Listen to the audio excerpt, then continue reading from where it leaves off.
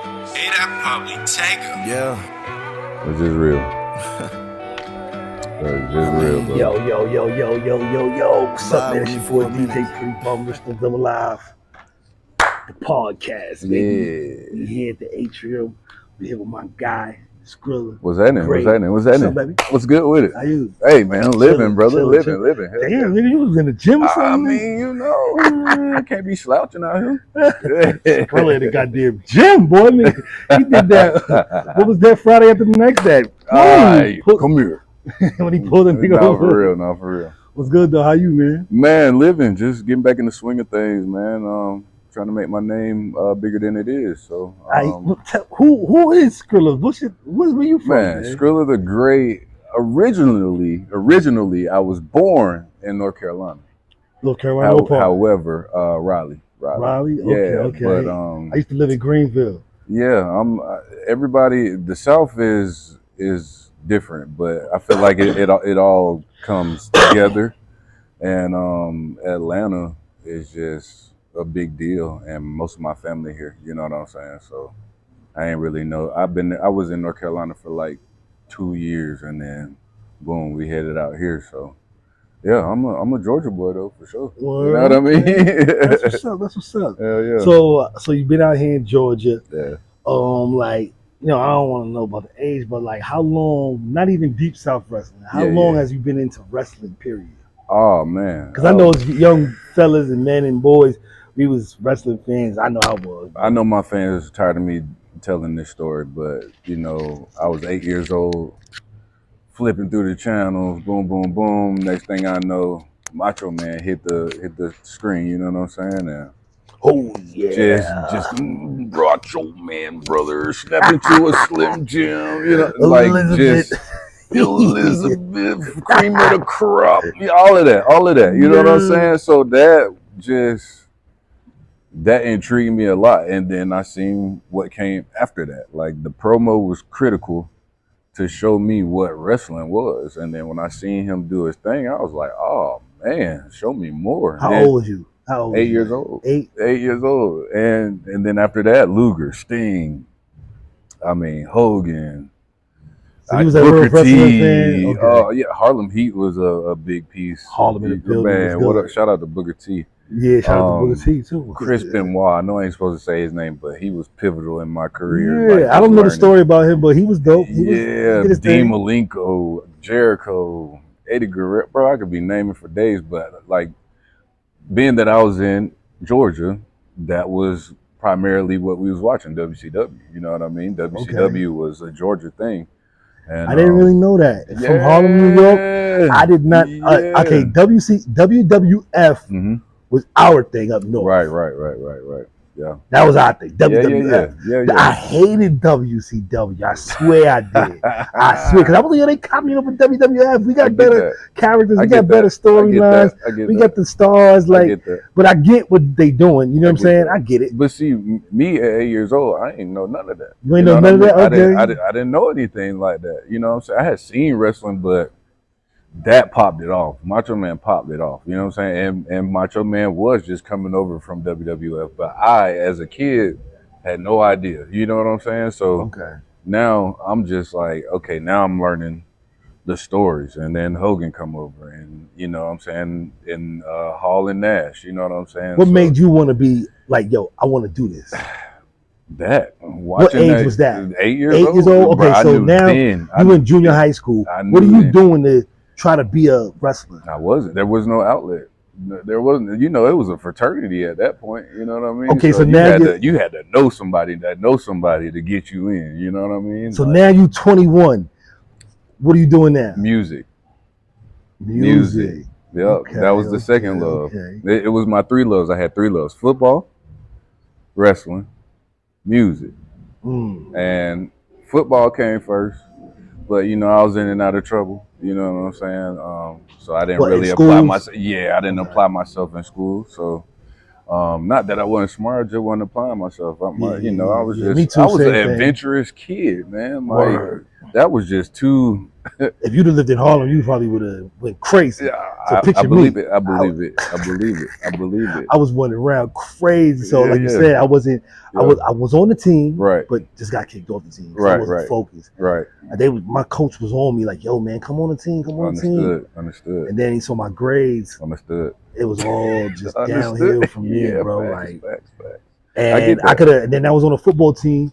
Right. I was the wide receiver. Right. Well, we was the only football team in Harlem with helmets and shoulder pads. I never knew about football. We used to play in the street. Right.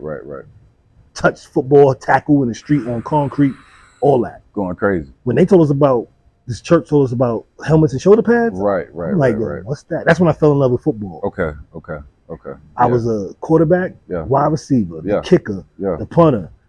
The running back. Bro, you did it all. Yo, I did it all. You did it all. Yo, my coach I was the tallest one on the team.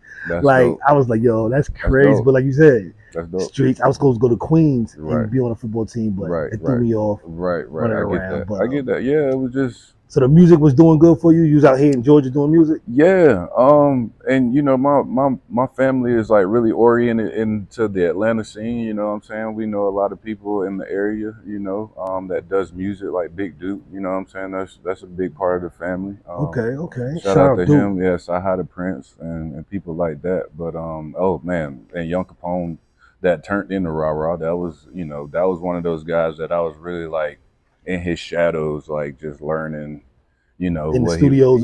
Like in his grandma's garage. Just he doing beats. That's how I started, in the basement of the garage. Yeah, he doing beats. He just rapping, and I'm just wow. You know what I'm saying? So, like I said, there wasn't really no avenue for wrestling like it is now. It's so much stuff going on. We just did a summer camp for the kids and stuff like that, and I was like, man, I'm living vicariously through them because this is what I wanted at 8 years old, 8, 10, 11, 12 years old. You know what I mean?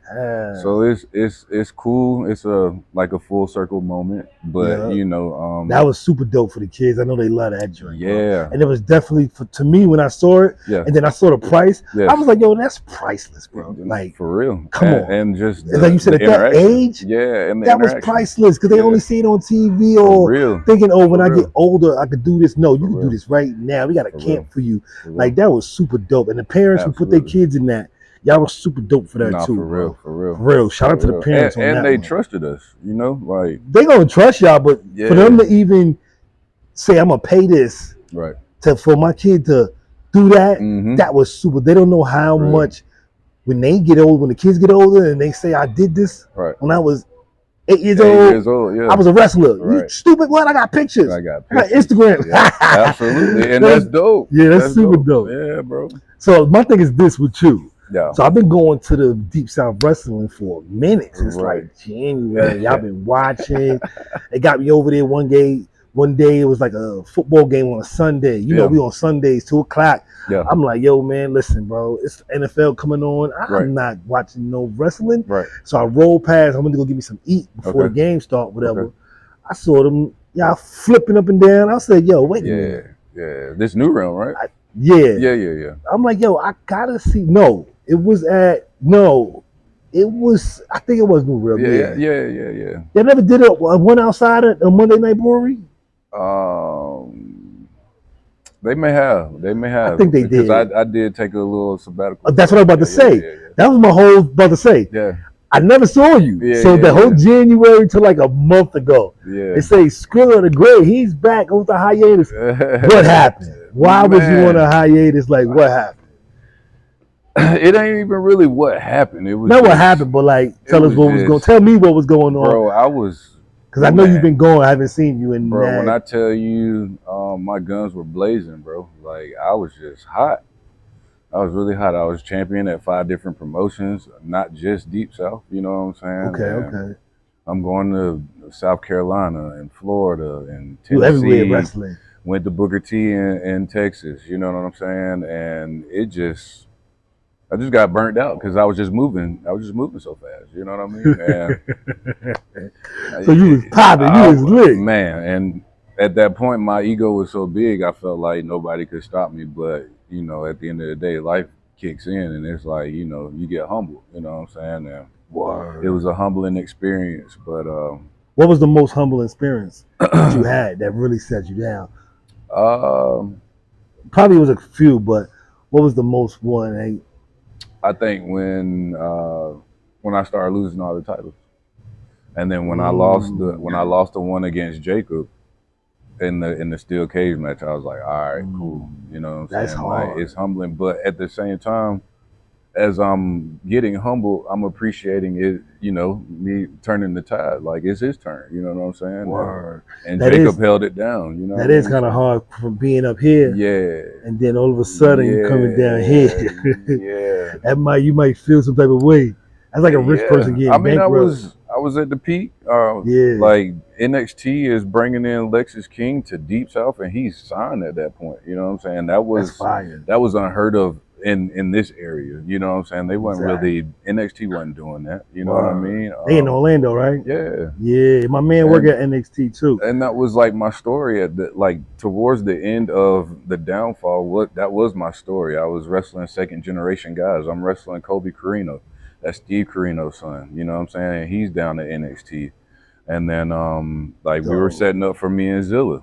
And now he at NXT. You know what I mean? So it's just it was so like you was up there. I was there. But I was right there. So what made you, like, instead of going, I had to pull it. Instead of coming back, all right, so you had to figure out coming back. Yeah. What made you come back to Deep South? Like, because I'm going back to Deep South. This home. I helped build this place. You know what I mean? Like, I know it was already a place, but we helped refurnish what Deep South was, you know, and we brought it back to its prominence. You know what I mean? So I got something to tell you. Yeah. Because I'm a real nigga. Yeah. And you know, so I had Jacob here last week, right? Right. So Jacob, I was like, Jacob, what's up with you know what I mean? Asking with people, he say he hate everybody, he gonna fuck, you know, he gonna tear everybody up when he get back. Right. I say, what's up with Skrilla? So he said, fuck with Skrilla. Ah, okay. He said, I'll fuck his ass up. Facts. That's facts. So that's facts. I was like, oh shit. So then there was always a mutual respect. But then you just told me that you and him had a cage match? Oh yeah. And it was barbed wire at the top. You know what I'm saying? Like, so you couldn't get out unless you wanted to get, you know what I mean? It was like a prison cell pretty much. For real, bro. It was dope though. It was dope. Nah, that's fire. Because he said he want to do a cage match with Hoochie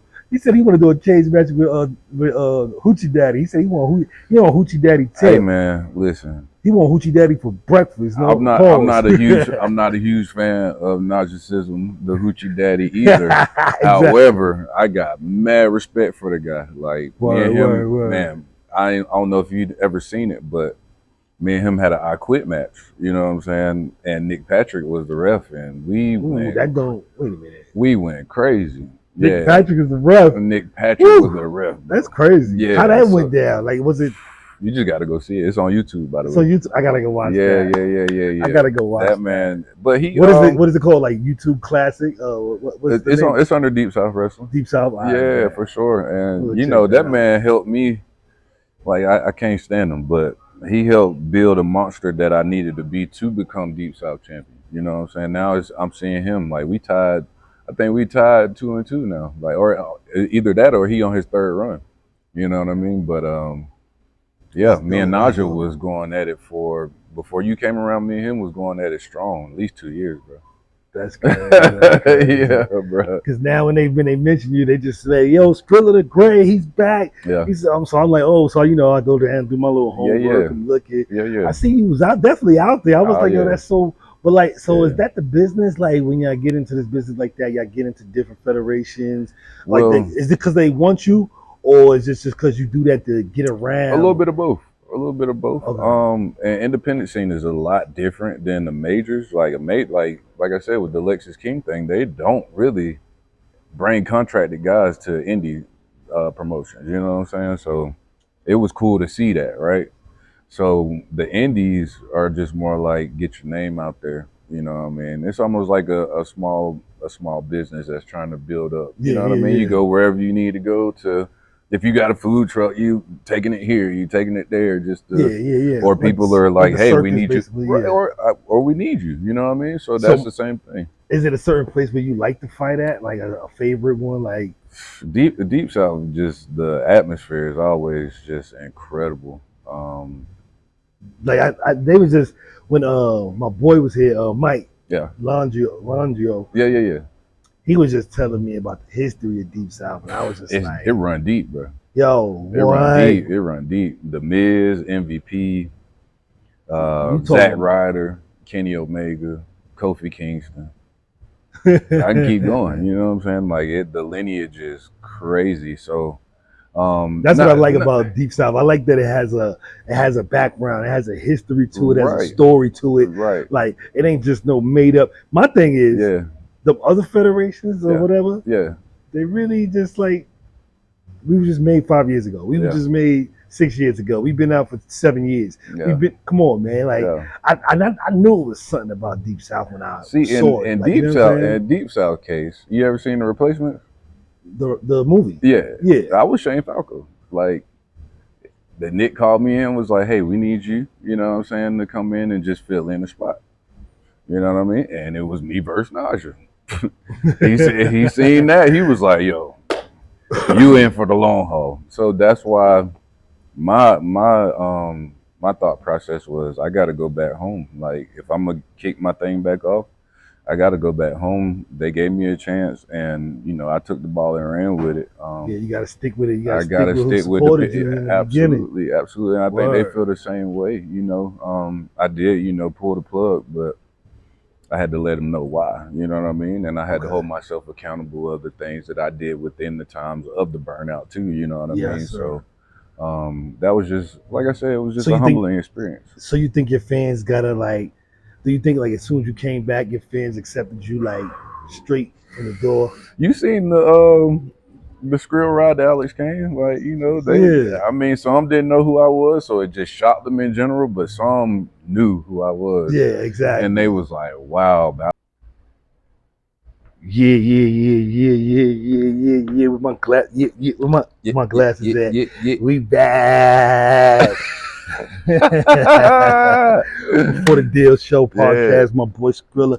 Great. Love, bro. Bro. Yo, is there anything you want to say before we man, thank you for having me. The utmost respect for what you're doing and just trying to broaden the horizon. You know what I mean? I like that, bro. You know what I mean? Because yo, what I see for Deep South Wrestling is like what challenge for like magnificent, nigga. God is good.